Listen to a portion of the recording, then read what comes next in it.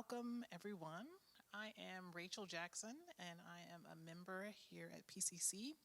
And I have been asked to share my testimony as we close out our Crazy Faith series. So, for the last few weeks, several weeks, we've been going through listening to folks' testimonies, and as well as talking about the book Crazy Faith and trying to grow our faith as a church, grow Crazy Faith as a church. And so tonight I will be talking about my experiences and sharing my testimony, and hopefully it will encourage folks and help us to grow some more crazy faith. Before I start, I just want to pray. Father God, eternal Lord and Savior, we just come again thanking you, praising you, saying you are holy, righteous, true, perfect. You are our peace, our joy. You are our everything. God, I just ask that tonight as I share my testimony, that you would be glorified, God, that you would be able to reach and encourage someone, that even as I speak of what you've done for me, God, that I would be further encouraged, that you would remind me of all that you've done for me and all that I just want to thank you for. So I come now thanking you, praising you, saying you are a holy God, and asking that you just rest on me, that you give me peace and help me to clearly share all the things you've done for me. In Jesus' name, amen. So, my journey of deliverance has been one of God revealing to me my identity. And that's something that I've known for a long time, but as I sat and started thinking about all that God's done for me and what I wanted to share tonight, it helped me articulate it a little bit better. I am a daughter of a single mother. I was raised in Tacoma, Washington by a wonderful mother, but a mother who, as a single mother had to work a lot. And so I was a latchkey kid. I spent a lot of time alone as a kid, and it did create some loneliness in me. I dealt with a lot of depression as a young person, as a teenager, and as a young adult. And I think a lot of people didn't realize it because I functioned well. So I went to school, I got good grades, I was really involved in church, I was very polite, but in my alone time, I was very depressed. I would actually spent a lot of time self-medicating, and no one really knew because I was doing well. Like I said, I was really involved in church. We grew up in a Baptist church, so we were at church all the time. We went to Sunday school, we went to Sunday service, we did the usher board meetings or whatever service, went to visit whatever choir anniversary. Then we went to the evening service. We were there Wednesday for Bible study. We were there for mission meetings. We were always at church. And that was good in a lot of ways. I know all my Sunday school lessons very well. But in some ways, it also built this thing of routine in me. So it was about pleasing people. It was about looking like I was doing the right thing. And it wasn't really about relationship with God. So was in church all the time, kept me out of trouble, but was also part of building this people-pleasing thing in me.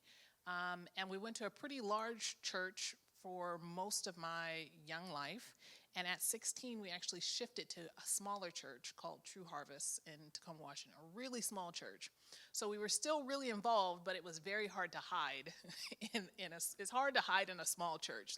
People see you, they call you out. And the pastor at the church, Pastor Julius M. James, became a real father figure for me, my first real father figure. So he went beyond the Sunday service and Wednesday service and taught me how to drive. He's the one who drove me to college, was always giving me advice. And he did that for a lot of young people in our church, a lot of young women in our church. My very first job was actually typing his sermons. So over the summer, I would come to his office, and I was good at typing. So I would type up his sermons for him. And we just built this really strong relationship that helped me a lot. But I still had a lot of things to deal with. But it was that church, I think, helped me begin to understand my identity because I found a sense of belonging there. I felt accepted as his daughter, and so that was really important to me. So I got into college, started going to Seattle University, and my auntie Pat was, just a couple blocks up the street from Seattle U. And so started spending a lot of time with her, and she's actually who brought me to PCC. She was attending here at some point, and so started visiting and then visiting more because of her. And I went from college to starting my work career and still had this thing about people pleasing. And when you take that to work, you end up working a lot. And it's good in some ways because it leads to success. I got a great job with a great organization, but I built my entire life around my work. So all of my decisions were made around what's going to look better, what's going to do better, what's going to help me do better at work. My job was great in a lot of ways, and one of the things it did was start helping me to travel. So it took me to China, it took me to India, and I started thinking, I want to work more internationally. And I ended up doing a 3-month stint working in India, and was like, okay, I want even more work experience internationally. That's what's going to lead to more success. If I can put that on my resume, then people are going to really be excited to hire me. So I'm going to come back to India and work.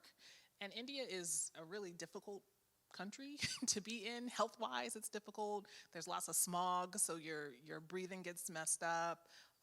The water it's difficult to have clean water all of the time. The food, you end up getting a lot of stomach issues and things like that. But I was like, no, despite all of that, I've decided I'm going to India. And in the midst of me saying all of this, hadn't really prayed about it, hadn't really thought too much about it. I was heading to India.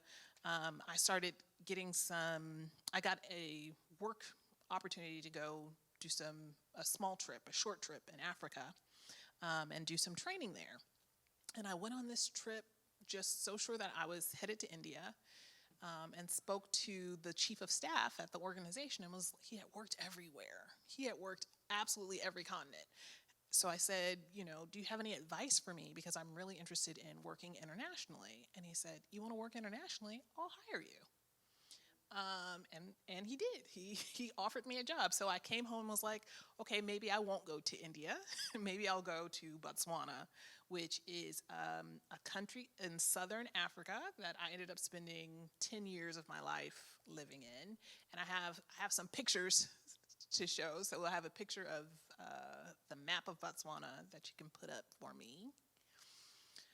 So, this is a picture of the city, but city Gaborone. So this is the city that I spent 10 years in.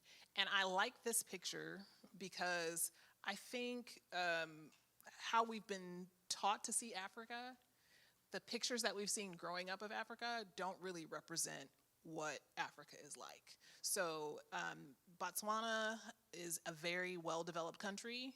Gaborone is a city like, I don't know if looking at it you would think, oh, this is definitely Africa, but it is. This is, what it looks like. This is how folks live and do their day-to-day. And I found that, in talking about Africa with people, you get two extremes. One of people thinking it's all poverty and disease and issues, or the other side of people kind of idealizing it and thinking it's perfect. It's this place where we're free and there's no racism and it's just the perfect place to be. And, it's not like either of those. It's somewhere in the middle. So I wanted to talk a little bit about Botswana and tell you guys about that because, like I said, identity is really important. And as Black Americans, I think we've been separated from our identity in that way, and that's part of our journey even to understanding ourselves and God better, to understand where we come from.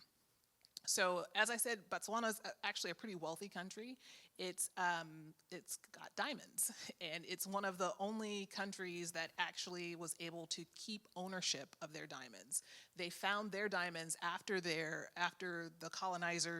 potential colonizers had kind of left. So they have ownership, and they have a company called Botswana that's a merger of De Beers, like the famous diamond company, and the Botswana government.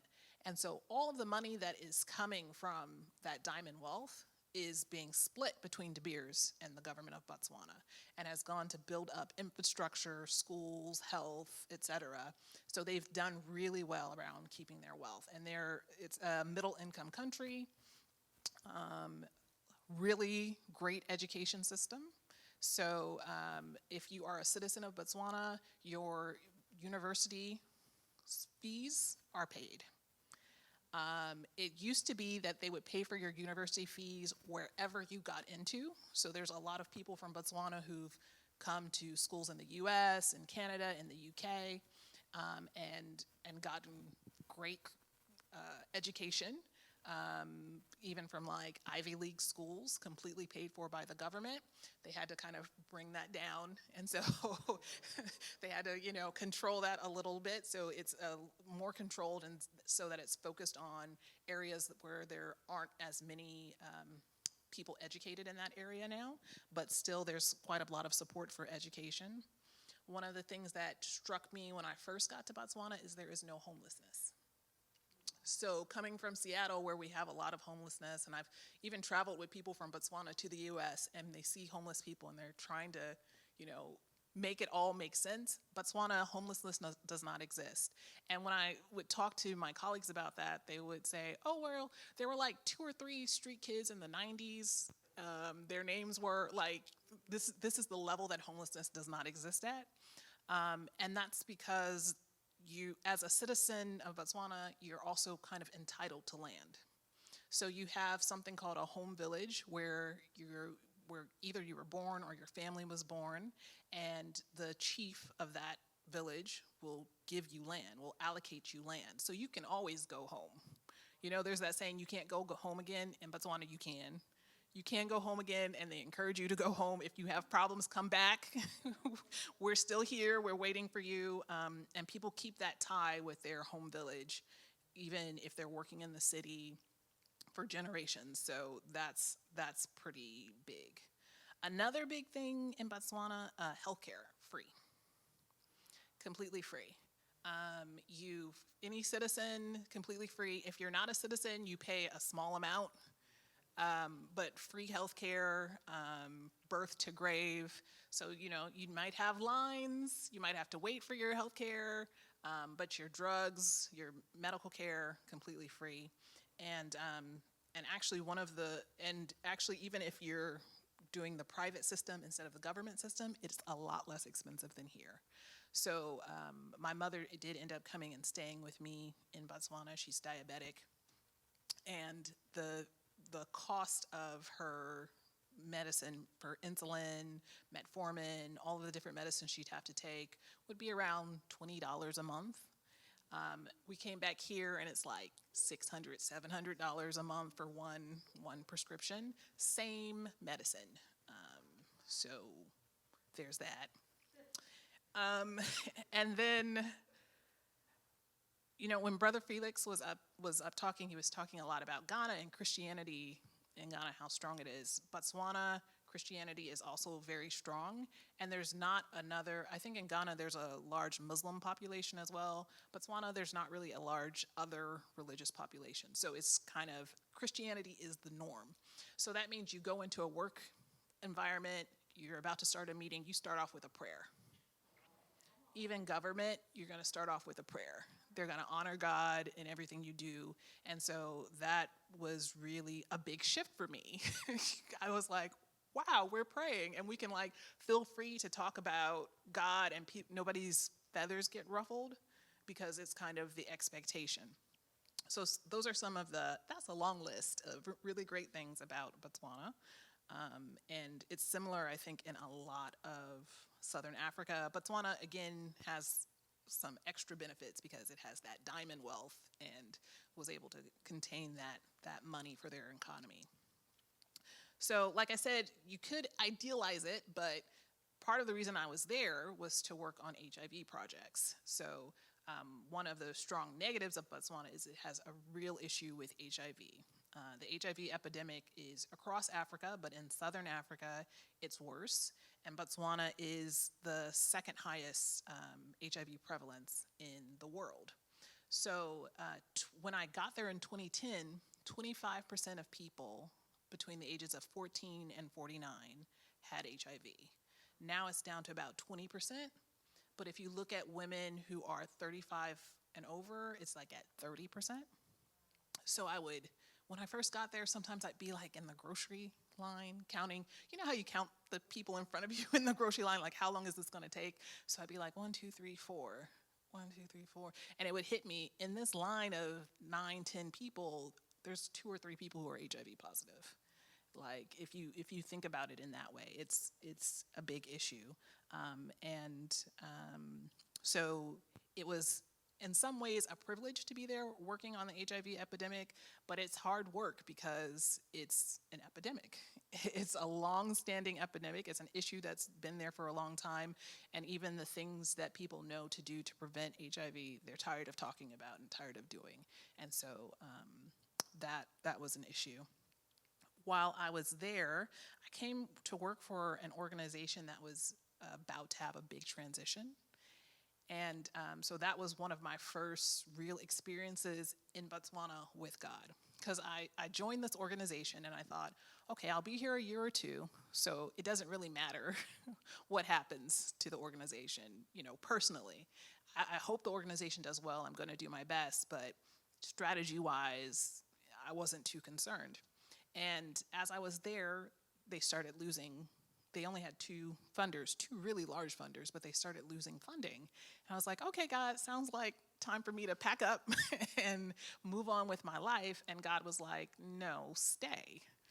And I was like, but the money is going, and I came here for a job.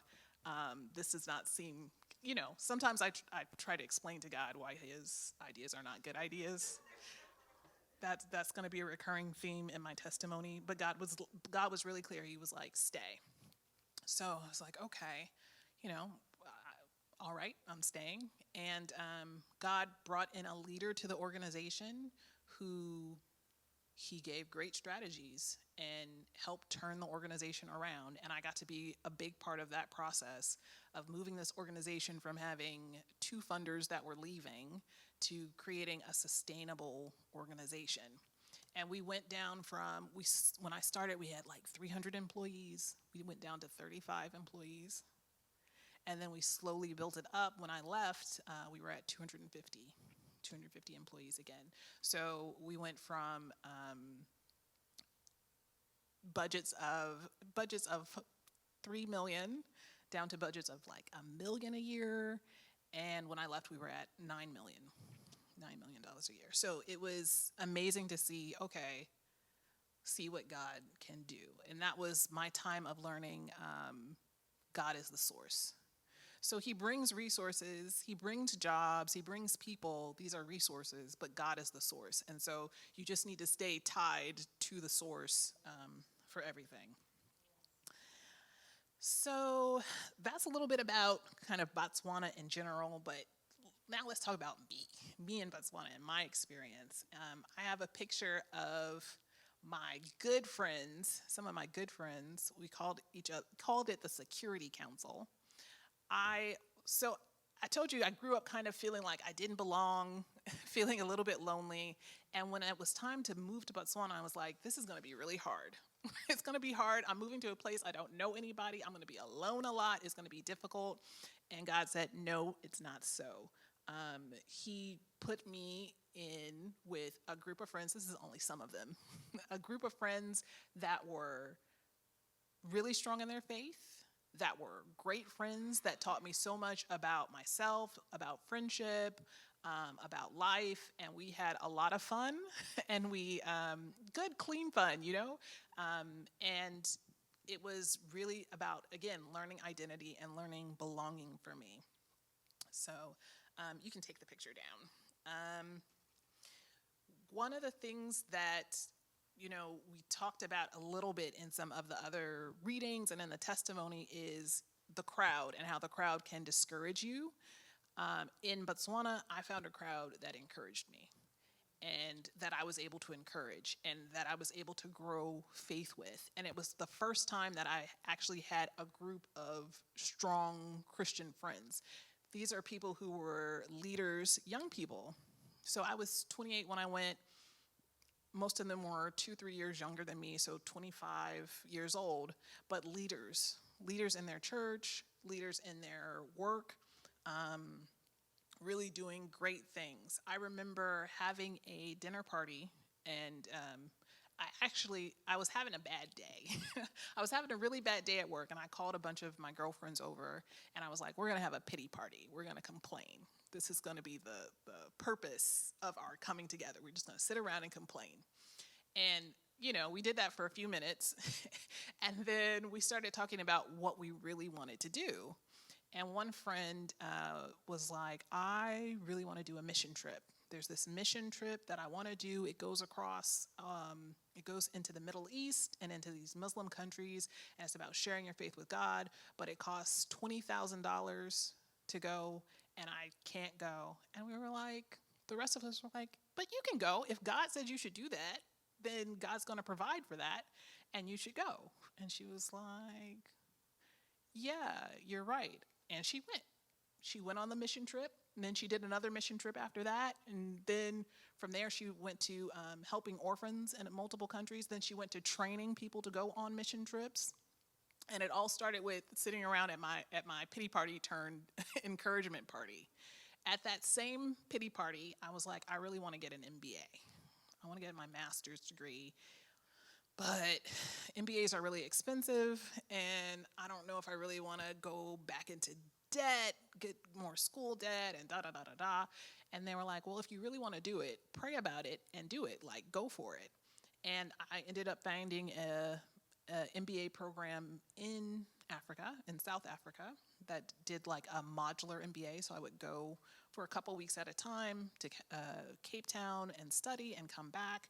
And it wasn't, it was very affordable. I didn't go into debt to do it. It was much less than it would be in the US. And so we encouraged each other. And so that was really important to me. I have a couple more pictures of my friends here. Can't remember. No, I'm not sure which one's next. So let's pull it up, and then I'll talk about that. This is my friend Colleen. Colleen, amazing person. When we met, she was like, I'm never going to get married. This is her wedding, on her wedding day, if you can't tell. I'm never going to get married. Nobody wants to marry somebody who's all about Jesus all the time. And in the midst of all of our little parties and things, she met Jonathan, who's also all about Jesus all the time, and they got married. And their wedding actually messed me up because at that, most of my life, I was like, I don't want to get married. Growing up as a teenager in my I don't really want to get married. I don't think it's really a good use of time, so I'm not going to do it. And so I would like date, but I was kind of dating for fun, not with any purpose. I went to their wedding, and their wedding was a full worship service. They worshiped God in that wedding, and they talked about how they wanted to dedicate their marriage and their life to serving God. And I had to go home and break up with my boyfriend because I was like, I can't have that with this guy. So this isn't gonna work. There was nothing, he was like an okay guy, nice guy, good on paper, but I was like, I can't do this. This is not going to turn out how this turned out. And so it gave me something to aim for. It helped me rethink how I thought about marriage. And then you can go to the next picture. The lady in the center, that's my good friend Tandy. She is Zambian, and she is this is the person who taught me about friendship and turned me into a good friend. So she was that friend that not only is there for you when you need them, when you know that you need them, but there for you when you don't know that you need them, there for you to tell you the right thing all the time, the correct thing, consistent, loving, always. That's Tandy. And my friendship with her completely changed how I thought about friendships. So again, these relationships were God encouraging me and really God teaching me who I was and who I could be. In the back there, the guy in the back with the dreads is my friend Cedric, who is a worship leader, amazing musician, wonderful guy. We call him Uncle Cedric because he's great with kids. And I started going to church. He and a couple of my friends were going to this church. So I was like, okay, they're going, I'll go. And so we would attend church together, and it changed also how I saw church. So I went to that church. It was set up in a very different way. They actually had 3 couples who co-pastored the church, and they were all about connect groups or cell groups, or I guess we call them here life groups. And I had not participated in that before, but it was about, okay, how do you take church out of the building and make it part of life? I mean, we were already doing that as our friends, but how do you do it with people who you aren't that close with, with people who aren't your best friends and in your house all the time? Like, how do you hear different voices and understand, give people access to show you more about God through them? And so that was a big shift for me. So I went to that church for a while. Unfortunately, some of the co-pastors decided to move out of the country. And so that church closed down, and I started going to Tandi's church because she's my amazing friend. Follow your friend to church, right? And she was going to this church. The first time I visited, I was like, I don't want to go to this church. They were, they had a situation of, you can bring the picture down again. They had a situation of a young couple that weren't married, and the woman was pregnant, and so they had both of them up, apologizing. And I was like, this is really old school. I don't subscribe to this. I don't want to go. And God was like, you're going to be at this church. And I was like, but I don't. I don't want to go to the church. And then on top of that, the pastor at that church was white. And I was like, I don't know about a white pastor. That doesn't really I don't think I really want to do that. And God was like, you're going to this church. I explained to God all of my reasons why I was not going to that church. But I ended up starting to attend the church. And there were good things and bad things about that church. They also did a lot of connect groups, and I met some people, amazing people from different countries, different colors, leaders who really spoke into my life. There were also some difficult things about the church. Like I said, they were old school in a lot of ways, and some things didn't really make sense to me. As I was going to that church, I also had a lot of other things happening in my life. I actually went through an experience of somebody that I was dating seriously passing away unexpectedly.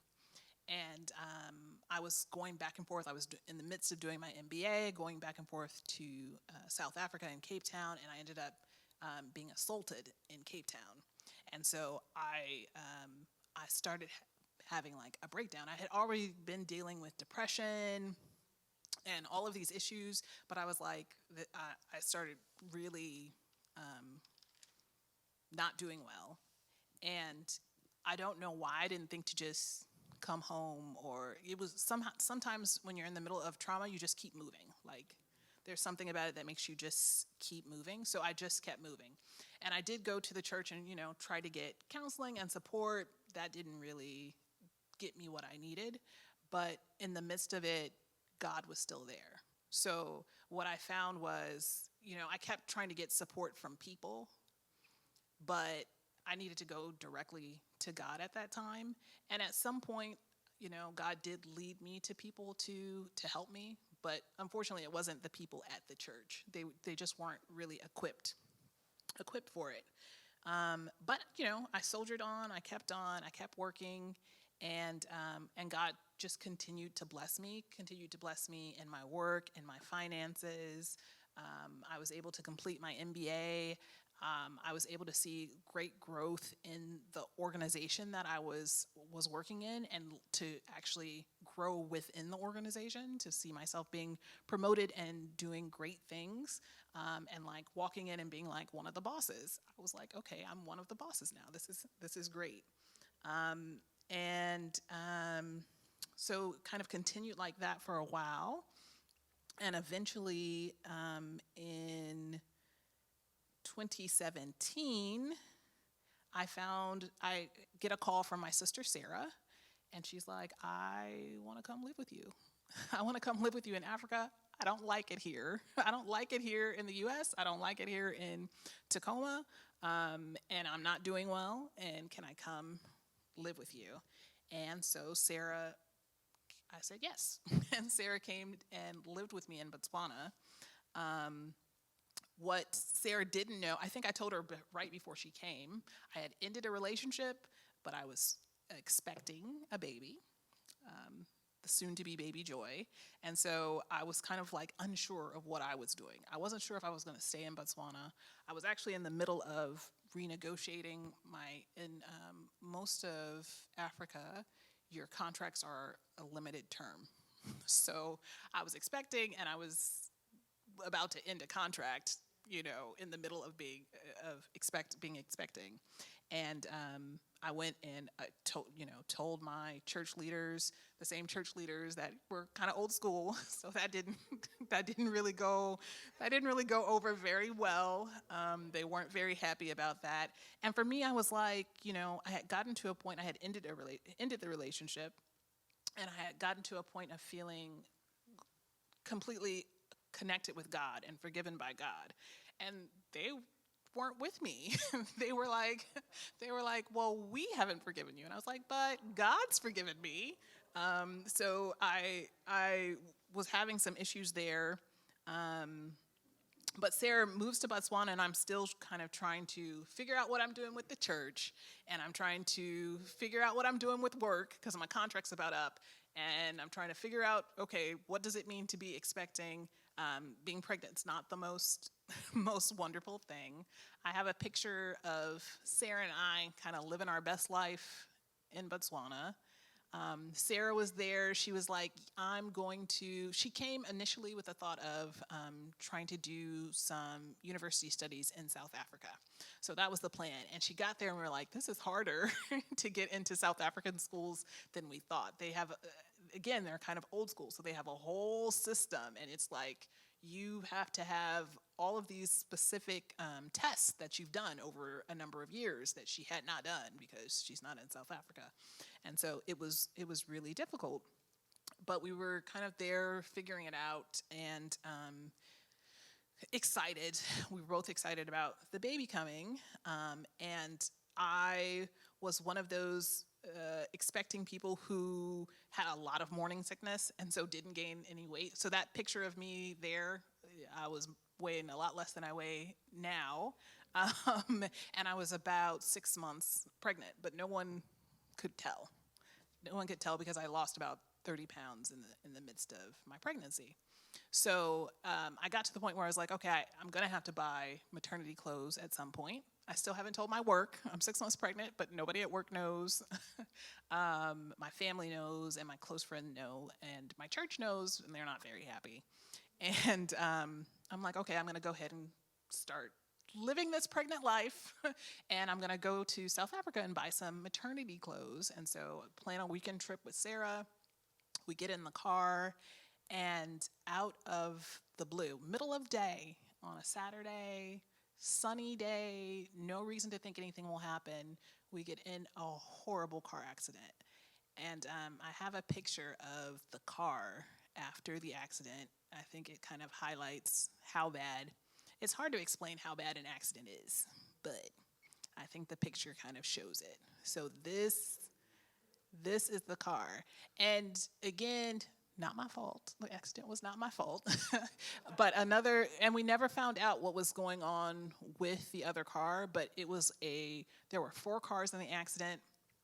It was a horrible accident, and it was just out of nowhere. So wasn't expecting it, couldn't, I don't know how you would have prepared yourself anyway. And after the collision, we're, in the car, Sarah and I are in the car, and I turn over and, we're like talking through it, and she actually has blood coming from the back of her head. And so I'm like, what are we gonna, that's a bad sign. What are we going to do? While we're sitting there in the car, a lady comes up and she's actually like a paramedic, but she's off duty. And she starts talking to us and asking questions about how we are, you know, asking questions to kind of assess how we're doing. She's called an ambulance to come. And after she asks all the, health questions, she's like, "Can I pray with you?" So she starts praying with us, and like it completely shifts the atmosphere and helped me start thinking about, okay, what do I need? What do I need to do? What do I need to do in this situation? We weren't able to open the car doors ourselves. We had to wait for the paramedics to let us out. But they came, they let us out, they got me into the ambulance. They were more worried about me because I was expecting. Got me into the ambulance. When I stood up, I was like, there's something wrong. What happened, there actually wasn't anything very wrong. But what happened was, because I had a seatbelt on and I had the seatbelt under my pregnant stomach, the collision had created deep bruising. So when I stood up, I had all of this pain in my stomach, but it was just bruising from the seatbelt. But for me, I was like, there's a lot. This is a lot of pain. There's something wrong. And they got Sarah out of the ambulance, and Sarah is heavy set, but was more heavy set at that time. And they were like, okay, walk to the ambulance instead of picking her up. What they didn't realize at that point is that she actually had broken her pelvis. So she had, and they took us to like the local hospital. We're just in some random small South African city. So they took us to the local hospital, and they start doing, checking. They check me, they check the baby, they're checking Sarah, and they go and they take x-rays. And that's when we realize, no, she actually has a broken pelvis. And I'm like, what does that mean? that sounds complicated. What does that mean? And they're like, well, and we're pretty far outside of Botswana. We're about a 5-hour drive from Botswana. So they're like, well, what we think you should do is drive her back to Botswana and get her assessed there. And I was like, okay. And I started praying. And I'm like, I'm kind of in shock. It's been kind of a traumatic day. But I was like, that doesn't sound like a good idea to me. And I see how much pain she's in, even like moving from the stretcher to the bed. And I'm like, okay, I'm not sure about that. Why don't you just keep her tonight, manage her pain, and we'll figure out what we do from there. God always puts like an angel or two or three in my path. So my good friend Tandi lives in Zambia at this time. Not in Botswana, not in South Africa. I'm in South Africa. She happened to be in South Africa at the same time, that same day and time that we have the accident. And so she comes and she is able to take care of me, talk through things with me. We had another church member who had moved, who had been one of the Connect group leaders that I had worked with, and had moved to South Africa. And I call her, and she appears and is able to talk with me and counsel me. And I'm like, only God can set that up to make sure that we were okay. So I leave Sarah in the hospital that night. We go back to the hotel that Tandi had, and I'm just all through the night I'm just praying. I can't sleep because I'm in pain, and all through the night I'm just praying, and I'm really worried about Sarah because she was in pain when I left her, and if I'm in this much pain now, how much pain is she in now that the adrenaline is gone? And I wake up in the morning and they're calling me from the hospital. And they're like, we think that she might have internal bleeding, and we need to do a test to check. I'm like, do the test. We're not insured in South Africa, so every time they're doing something, they need to ask me, and they need to charge me for it. And they're like, well, we need to charge your card before we run the test. I'm like, just do the test. I'm coming. I've committed to paying for it. Do the test. And I'm so worried. We rush there, we get there. Sarah's actually okay. She's high on painkillers, right? So she's just like, I had left her and she was kind of stressed and like, don't leave me. But she's high on painkillers now. She's like not feeling anything and she's fine. But it was like the way that that hospital was operating let me know this is not the place for us to be. We need to get to a better place. And they were like, okay, we told you yesterday you can just drive her to Botswana. Actually, no, she's going to need surgery. And we can do the surgery. And I was like, you guys can't do that. I was like, God, okay, you guys can't do the surgery. That's not going to work. So I start calling the embassy. I start calling hospitals. I start, kind of pulling in the different resources that I have. And I find out, okay, this is the best hospital. This is the best place to get a surgery done. And it's about an hour away. It's in Johannesburg. It's in a big city. And I'm like, okay, great. And then I call that hospital and they're like, we don't have any beds. We can't do the surgery. I'm like, God, what are we?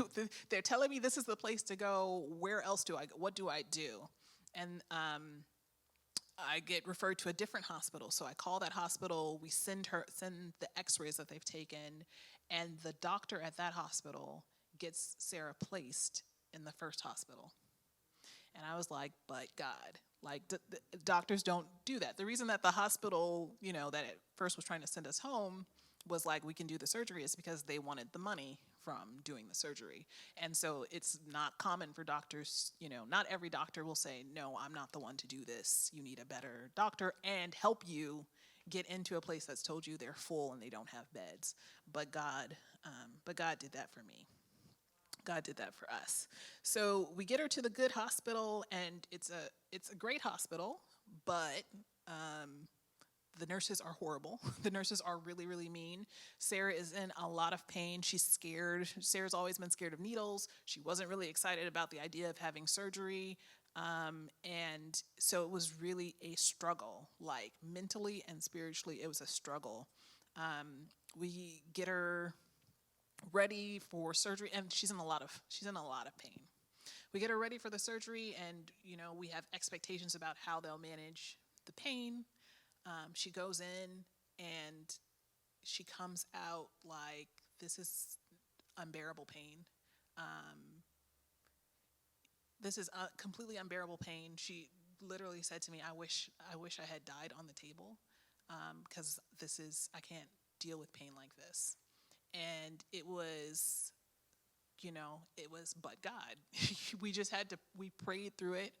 We learned how to advocate for her around getting more medicine, getting the medicine she needed. And it was hard. It took a long time. Before we did the surgery, we were like, she's going to get up the next day. This is what the doctors were telling us. She's going to get up the next day. She'll take her first steps. And within 3 days, she will be out of the hospital. And it didn't go like that at all. We were there for more than a week. And even in being there, it then started causing issues because I didn't have an immigration status in South Africa. And so I had to go back to Botswana and get more to be able to get back into South Africa to have more time to be there with her. And so it was just so crazy. But we prayed through it, and we had so much support. Again, that family that had been in the church with me in South Africa was there with me.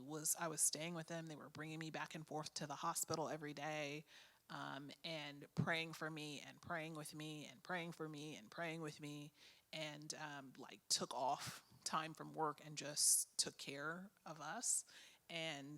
But God, only God can touch someone's heart to be able to work with you like that. So eventually, we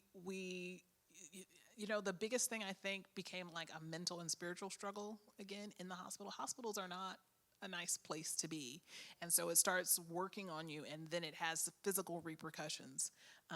So that was the hardest part of it, but we got through it. And eventually Sarah was able to walk. They had a rule of you need to be able to walk to the bathroom and back to your bed before you can before we can let you go. And she did it. And we were let go, and we were sent back to, we made our plans, got back to Botswana, and now we had another problem of Sarah's immigration status was like close to expiring. And we had made this plan around her staying before that of, okay, we're going to put you in this school in Botswana and get you a student visa. We had it all set up, but that doesn't work if you're injured in this way, because you have to be able to say, you can do these different things physically that she could not do. So I go to immigration, and I'm like, here's what's happened. This is what my immigration status is. This is my sister. And they're like, she's going to have to go home. And I was like, she can't go home. She just had surgery. She can't get on a plane. That's a risk around clotting. And so she can't go home. And they're like, well, she's going to have to go somewhere. She can't stay. She can't stay here. And I was like, but, this is a special circumstance. They were like, no. And I was like, okay, God, what do I do? And I went from immigration office to immigration office, and I was like, I don't know what to do. And in praying, God was like, you don't know people at immigration, but you know people who know people at immigration. So talk to them. So I was like, okay, somebody had offered, everybody had heard about the accident, and people were like, if you need help, I was like, okay, this guy, help me. I need help. Who do you know at immigration? And he's like, okay, I know this person, and I'll call this person. And I went and I sat at the person's office, and I'm like, this is the situation. I just laid everything out. This is what's happened. This is, I don't know what to do. What can I do? And she was like the head of an immigration office that dealt with countries other than the U.S. So she was like, I deal with all the countries in Africa, and no, she can stay, but I can't do anything because I deal with these countries and you're from this country. So you're going to have to go to this other office, but I'll call ahead for you and I'll explain and go tell them what you've told me and da-da-da-da-da. Okay, so I go and I sit down and I explain, and immigration officials, I think all over the world, they just give you these faces like you're a criminal or something, and you're like, I've been paying taxes, I've been, doing charity work, I'm a good person, I swear I've never done a crime in my life, and they just give you this look like, so she's kind of giving me this look, and I get to the end, and she's like, no, she can stay, but because of the type of immigration status you have, I can't process her paperwork. You have to go to this other office. So I go to the third office, and I'm like, okay, all right, but I know how this is going to work now. And I tell that this lady just didn't like me. She was like, I sat down and I told her the whole story, and she was like, we can't find anybody from our country to do the work that you do. And I was like, no. I was like, no, I guess not. And so she gave me a really hard time, but at the end, they processed the paperwork. They were saying they couldn't do it because of Sarah's age. She was over 18, and so they couldn't do this and they couldn't do that. But God made a way. And so it was in that process, what I saw God do was just give me a light for the next step. There's a scripture, it's a light onto your path. It was just the next step, like just enough. This is what you do next. And I was like, when is this going to end, right? But victory. In the middle of that process, my mom also came to Botswana, and I think she was a little bit nervous. It was her first time traveling that far by herself, but she came, and that turned out to be a blessing as well. So mom had been here. She was living in Texas, and her health was she wasn't able to take care of her health the way she needed to because she was not insured. And so her diabetes was out of control. Her glaucoma was out of control. I didn't know any of this when she got on the plane. But she arrived, and it was like, okay, I don't have any medicine. I have like 2 days worth of medicine. So we had to sort all of that out. That's when we found out, hey, a lot less expensive to get these pills. in Botswana. And yeah, so her being there also turned out to be great for her health, and started this process of her healing and getting healthier. Like if you talk to mom now, her diabetes is under control, her glaucoma is under control. She's more energetic than she was at that point. That was 2017 at that point. So that was what was happening then. So you'll remember I'm still expecting. I'm still expecting joy. I'm still having some issues, not completely accepted by the church. They've kind of stepped up some when they see because of the accident, but they're uncomfortable. they're uncomfortable, and they're making me a little bit uncomfortable. But in the midst of that, God was also still speaking to me, and he gave me scriptures to encourage myself. So one of them was Psalms 127:1, except the Lord build the house, they labor in vain that build it. And I wrote them down on like a big poster board, posted them on my wall, like across from my bed. And every morning I would read them, every evening I would read them, and I just stayed encouraged in that way. But it was a difficult time. And when you're expecting, people are like, don't stress, don't worry, it's bad for the baby. So people were telling me that, how do you not stress? How do you not worry? And I was also, I did much better than Sarah. I didn't have any bones break, thank God. But I had deep injuries, had flesh wounds, basically. And so I was in a lot of pain. And they were like, don't take medication because it's not good for the baby. So the amount of medication you can take when you're this far along is very limited. And, so I was in pain a lot. I was able to get sick leave. I was able to get my contract, so that was great. Had actually gotten my contract the day before the accident, so I thank God for that, which meant I was also insured still by my employer, so that was great. I was able to get sick leave, but as I got closer and closer to time to deliver, I started having complications. And I had been warned that I might have complications like early on. I had a fibroid. So at 3 or 4 months, they were like, this might be an issue. It might not be an issue, but, be aware there's this fibroid. And what happens with a lot of women is when you're pregnant and you have a fibroid, the fibroid grows. So my fibroid grew so large that I was laying in bed thinking that I'm caressing the child in my womb and I'm caressing the fibroid. Like the fibroid was that large. And when I went to the doctor and was like, she's like, oh no, that's the fibroid. I was like, oh no, this is a problem. This might be an issue. So as I got closer, of course, we're kind of taken up with helping Sarah rehabilitate, get physical therapy and start. When we get home, she's on crutches and then one crutch, and she did well in her recovery. Once she got out of the hospital, she did really well. But that was the focus instead of preparing for the baby. And so I find myself at the doctor's office doing one of my, normal checkup, and the doctor saying, we have a problem. You don't have much fluid in your placenta. There's not much placenta fluid, amniotic fluid, and that's really dangerous for the baby, and you could lose this baby. And I was like, no, I'm not, like, it was just a complete shock to me. I hadn't thought that I was just taking day by day through my struggle that I had. I hadn't thought about, okay, there's another struggle coming. And she sent me home, and she, gave me advice about resting and don't stress and don't worry.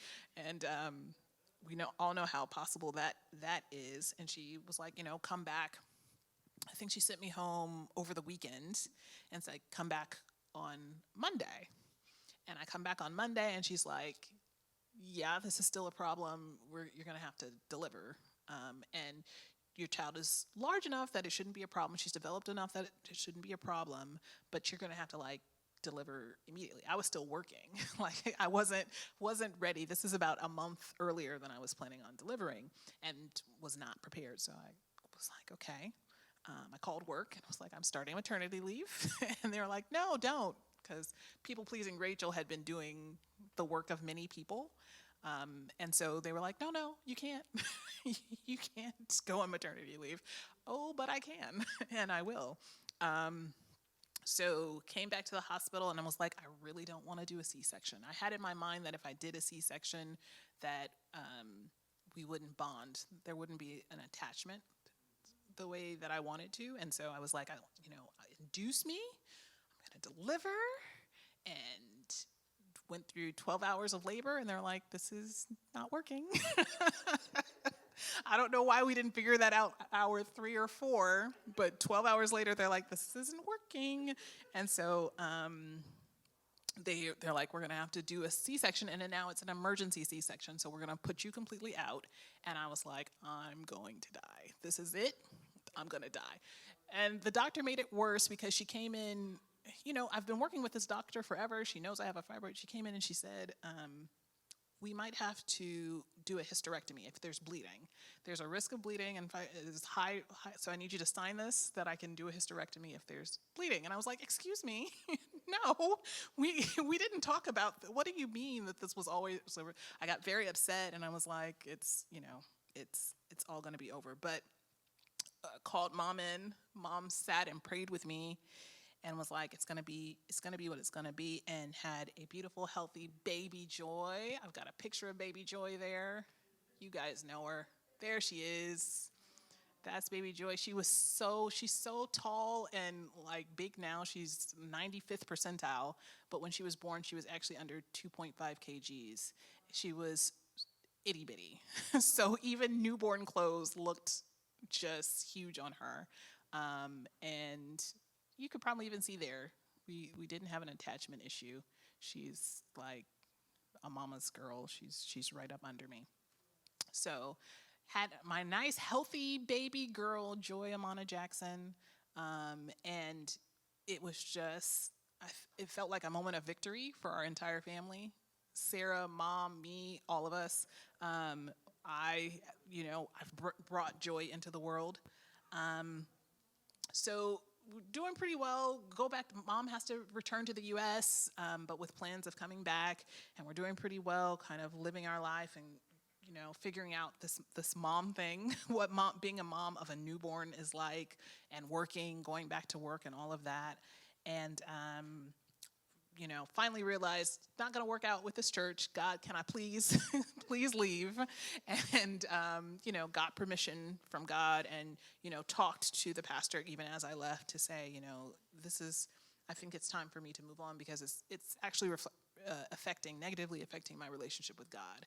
And, I love you and I forgive you, but this is what the experience has been like for me. And that was kind of painful as well. And spent a little bit of time not sure what to do about church. And eventually Sarah found some friends and was like, let's go to this church. Let's go visit this church.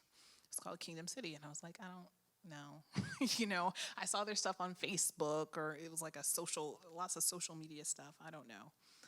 But eventually I was like, okay, I went, and they welcomed me with open arms. Like, lots of churches try to be welcoming, but I felt like these people really love me. They're really happy I'm here. And that got me to start going to church again. I was still with God. Even when I was outside of church at that point, I was still growing my relationship with God. God was still with me, but I could see a difference in connecting, in like physically being in a church building. And I have a picture of our Connect group. This is another church that did a lot of Connect groups. So that was my Connect group. And so we would meet once a week and talk about God, learn about God, and just kind of build relationships. And it was really beautiful and wonderful. And this was a church that did things a little bit differently than what I had seen. We were talking a couple weeks ago about young people not being in church.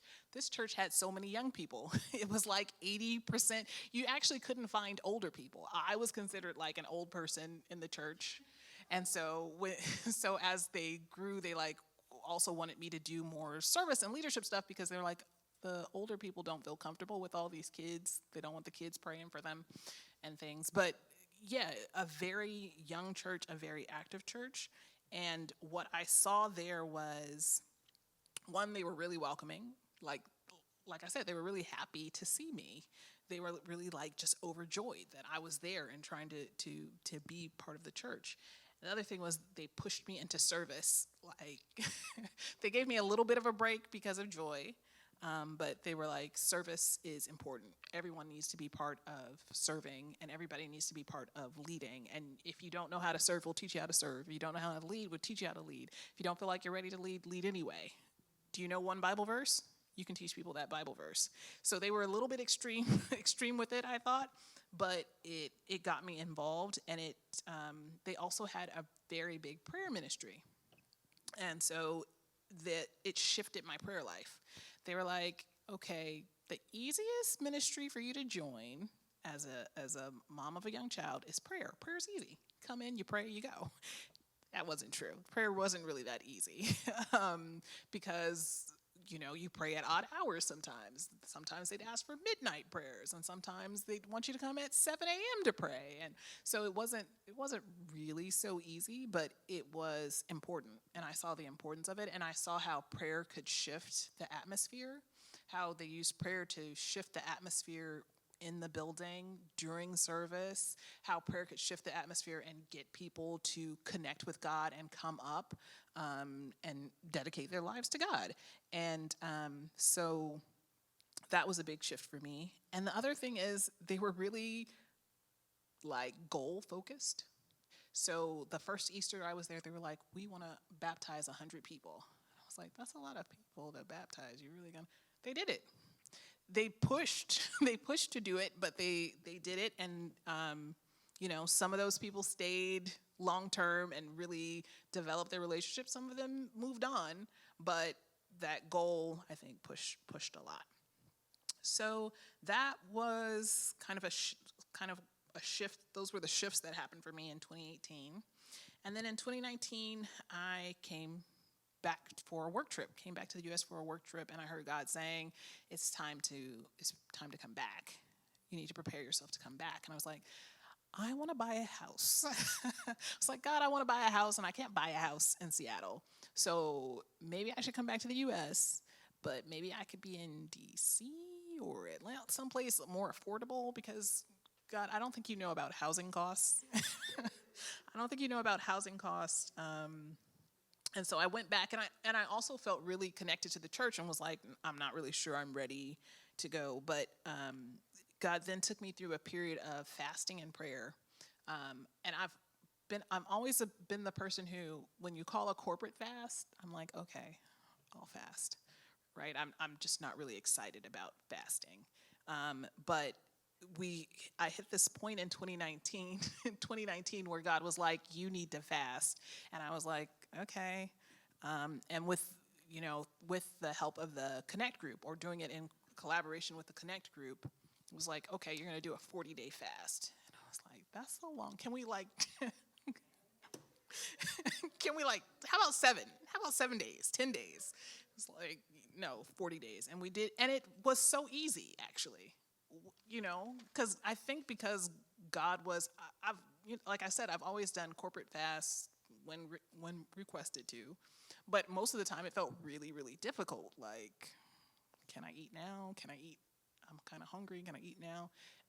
That first 40-day fast was the easiest fast I've ever done. And I think it's because God was telling me it's time to fast. In the midst of that fast was preparing for a special service within the church. And in the midst of all the fasting and praying, God started showing me more about my identity. I remember sitting in a prayer service, and like the Holy Spirit was just everywhere. And I was in a corner crying, and God was showing me who I was as Mother of Joy. In Botswana, when you have a child, they stop calling you by your first name and start calling you Mother of your child or Father of your child. So I'm Mother of Joy. And God was showing me, well, what does that mean if you're Mother of Joy? You can create joy. You can feed joy. You can take care of joy. You can nurture joy. And these are all qualities that I've put in you. And it completely blew my mind. It completely changed my perspective about who I was and what my relationship was with God and how I could function in God. So, yes. Yes. So, okay. So, I think we'll stop there. So, that's my testimony. Thank you. We're not done. But we'll Yeah, finish we'll next week. finish next week Okay. because we have questions. Oh, okay. There's questions. Okay. But not for right now. Okay. All right. So that's me. That's my testimony. I just thank God. God has just kept me. He's kept me from one side of the world to the other and back. He's kept me in creating a family. He's kept me in giving birth to this wonderful person I call Joy, who personifies joy. And I just thank God for all of that, and I thank God for an opportunity to share with you guys. And I hope you were encouraged. I was worried when I was like taking my notes. I was like, maybe this won't be long enough, but I see that I didn't. I didn't have to worry about that. So let's close in prayer. Should I pray again? Okay. So, Father God, eternal Lord and Savior, I just want to thank you and praise you for all that you've done. I just want to say you are amazing. You are wonderful. You are incredible. I ask God that the pieces of my testimony might speak to people, encourage people, that as fear might try to rise up, that they will remember what you've done for me, and that it would just pick their imagination of what you can do for them, because you are our God. You love us that much. You take care of us that much. You go before us and you cover us in everything. So God, I just ask that you continue to be the source of everything and that you be glorified in all that we do. In Jesus' name we pray.